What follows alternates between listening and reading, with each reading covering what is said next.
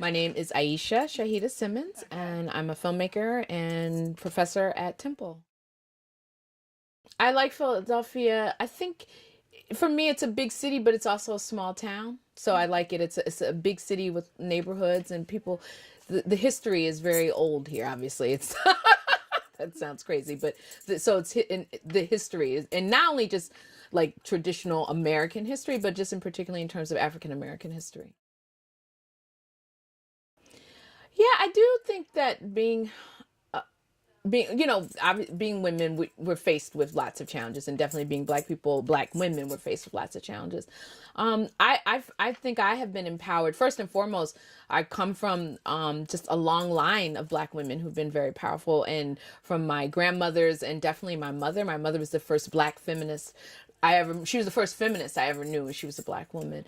And so for me, because I've been inspired by so many black women who paved ways, like I feel like I have a responsibility to pay it forward. I can't necessarily pay it back, but I can definitely pay it forward.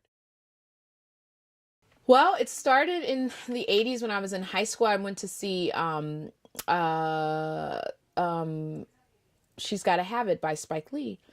And while I had and still have some critiques about the film, it changed my life. I can really remember how it changed my life. And then a few short years later, I had the opportunity to meet black woman writer named Toni K. Bambara, who was my teacher and mentor for 5 years. And when I first talked to Tony in the late 80s, early 90s, I said, I wondered if it was possible that I could be a filmmaker. And I said, are there any black women filmmakers? And just like that, she rattled off about 84 names of black women filmmakers. And I was like, who are they? I don't know them. And that's when I really started learning about just the independent film movement. And Tony, she taught me that the role of the artist is to make revolution irresistible. And I knew, coming from very activist parents, that I wanted the camera lens to be my tool for activism. And so I think initially I thought I was going to be a narrative filmmaker, but I'm really interested in telling people's stories, because I think that truth is stranger than fiction. And so many stories, specifically African American women's stories, have not been told.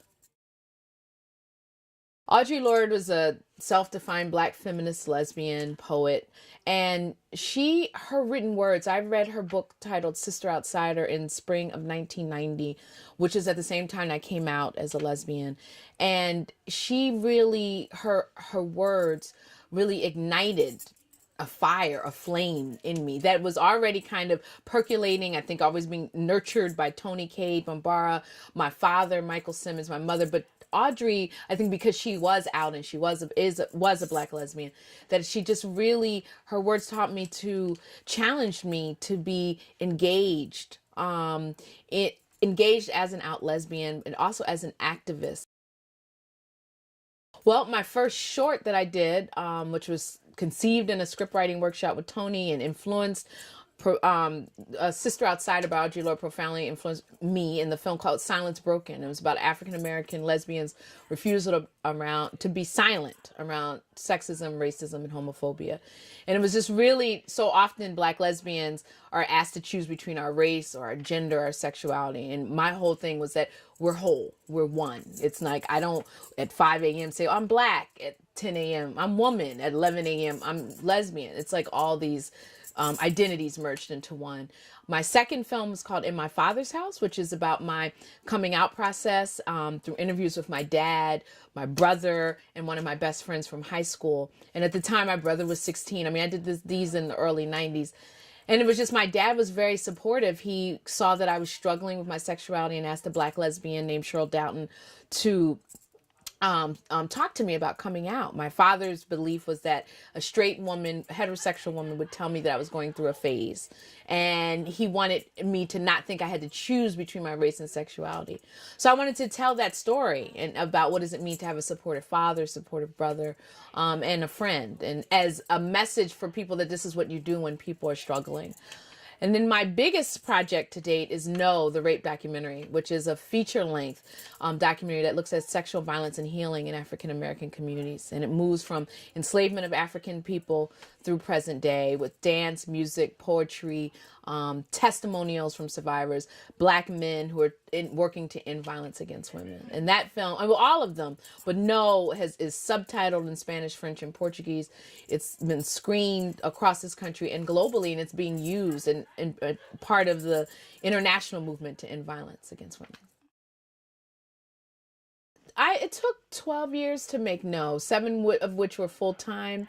It was hard. I mean, I filmed across the country. It was a hard experience. And being a documentary filmmaker, particularly when you're dealing with issues that people don't really want to talk about, or I find it's really a struggle to tell Black women's stories, get funding.